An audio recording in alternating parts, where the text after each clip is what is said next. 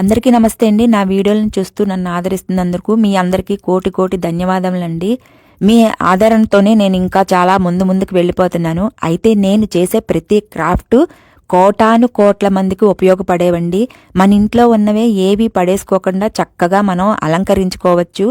ఈ అలంకరణ ఏంటంటే ఇదిగో చూసారా, చేతికి పెట్టుకునే ఈ అరవంకీలండి. మా పాపకి 2వ తరగతిలో ఉన్నప్పుడు డ్యాన్స్ నేర్పిస్తున్నప్పుడు ఈ అరవంకీలు కొన్నానండి. అయితే ఈ అరవంకీలు మనం పెద్దగా చిన్నగా ఎలాగన్నా చేసుకోవచ్చు కదా. ఈ అరవంకీలు కొని 20 సంవత్సరాలు అయింది, 20 సంవత్సరాల పైన అయింది.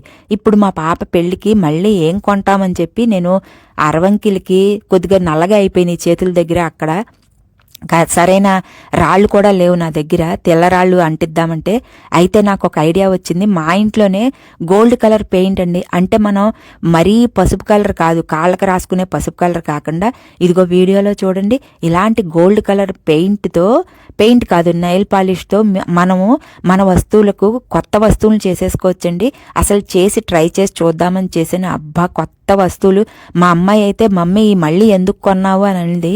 కొన్నవి కాదురా ఇవి, నేను ఇలా చేశానంటే అమ్మో నీ బుర్రకి హ్యాట్స్ ఆఫ్ మమ్మీ అని అంది. అసలు నిజంగా తల మెరిసిపోతున్నాయి. మనకి రాళ్ళు లేకపోయినా, వైట్ రాళ్ళు లేకపోయినా ఈ గోల్డ్ దాన్నే ఆ వైట్ దగ్గర వేసేస్తే మెరిసిపోతూ ఉంటాయండి. ఎన్నో నగలు పెట్టుకుంటాం కాబట్టి ఇది 1-2 రాళ్ళు పోయినా ఎవరికి అంత పట్టింపు ఉండదు, ఎవరికి అంత కనపడదు. మనం చిన్న ఫంక్షన్స్కే 1 గ్రామ్ గోల్డ్ కొనేస్తున్నాము. 1 గ్రామ్ గోల్డ్ కూడా 10 రూపాయలు 100 రూపాయలకి రావట్లేదండి. అది కూడా వేలల్లోనే కొంటున్నాము. అసలు 100 రూపాయలు 500లో కూడా వస్తువులు లేకుండా పోయినాయి. అలాంటప్పుడు మనం చిన్న ఫంక్షన్స్ కూడా వేలకు వేలు ఖర్చు పెట్టేసి అవి కాస్త నల్లగా అయ్యేసరికి అయ్యో ఎంత ఖర్చు పెట్టాము అని చెప్పేసి అది మూడలు పెడేస్తున్నారు. అసలు అలా బాధపడక్కర్లేదండి. నేను మీకు చేసి చూపిస్తున్నాను చూడండి, ఎంత బాగున్నాయో చూసారా. మనకి పనికిరాని నెయిల్ పాలిష్లు, ఎండిపోయిన నెయిల్ పాలిష్లు కూడా పడేయవద్దు. వాటిని ఫ్రిడ్జ్లో పెట్టుకొని ఉంచుకోండి. కొద్దిగా అయిపోయిన నెయిల్ పాలిష్లను కూడా పడేయవద్దు. ఎందుకంటే ఈ ముందు వీడియోలో చూడండి నేను ఎంత బాగా చేస్తున్నానో. మనం దేవుడి దగ్గరికని, లేకపోతే ఇంటికి డెకరేషన్స్ అని, దీపావళి, సంక్రాంతి, వివిధ రకాలైన పండగలకు డోర్ కర్టెన్స్ కొందామనేసి, పూసల కర్టెన్స్, ఇలా ఎన్నో రకాల పూసల్ని, వివిధ రకాల పూసల్ని కొంటాం చూడండి. అవి కూడా తెల్ల పూసలు అయితే పొట్టు ఊడిపోతాయి. ఈ గోల్డెన్ పూసలు, ఈ తెల్లగా మెరిసే పూసలు, ఇవన్నీ కూడా నల్లగా అయిపోయి షైనింగ్ పోతాయి. వీటికి కూడా నేను ఎంత చక్కగా ఎన్ని రకాల కలర్స్తో ఈ పూసల్ని కొత్త పూసల్లా చేశానండి. ఇలాంటివి చేస్తుంటే మా చుట్టుపక్కల వాళ్ళు ఎంత ఆనందపడిపోతున్నారు. వాళ్ళు కూడా అయ్యో బాబాయ్ మేము అనవసరంగా పడేసాము, స్టోర్ రూమ్లో ఉంచేసాము అని చెప్పి వాళ్ళు కూడా తీసుకొని వాటికి మిగిలిపోయిన నెయిల్ పాలిష్ కలర్లని వేస్తున్నారండి. మన ఇంట్లో పెయింటింగ్ ఉండిపోయినా సరే పెయింటింగ్ కలర్స్ కూడా వేసుకోవచ్చండి. పూసలకి చక్కగా మళ్ళీ ఇంటికి మంచిగా డెకరేషన్ చేసుకోవచ్చండి. చాలామంది ఇంటికి ద్వారానికి మామిడి ఆకులు కూడా ప్లాస్టిక్ కడతా ఉంటారు, లేకపోతే గోల్డెన్ ఆకులు కడతా ఉంటారు. మామిడి గోల్డెన్ కలిపిన ఆకులు ఇలాంటివి కట్టినప్పుడు గోల్డెన్ ఆకులు కూడా కలర్లు పోతున్నాయండి. అవి బయట మనం అందంగా కట్టినప్పుడు కలర్లు పోతున్నాయి. వాటికి కూడా మీరు ఏ రకమైన నెయిల్ పాలిష్ అయినా వేసుకోండి, మరలా కొత్తగా తయారైపోతాయండి. ఏ వస్తువును పడేయద్దండి. మనం మన పిల్లలకి చదివించడానికే లక్షలు ఖర్చు పెడుతున్నాము. ఏదన్నా చిన్న ఫంక్షన్ వస్తే చాలు, అమ్మో ఈ వస్తువులు చూస్తారు కదా, ఆ వస్తువులు చూస్తారు కదా, మళ్ళీ అవే రిపీట్ చేయటం ఎందుకని అవి కొద్దిగా నల్లపడుతున్నా షైనింగ్ పోతున్నా పక్కన పడేస్తున్నారు. దయచేసి పక్కన పడేయకండి.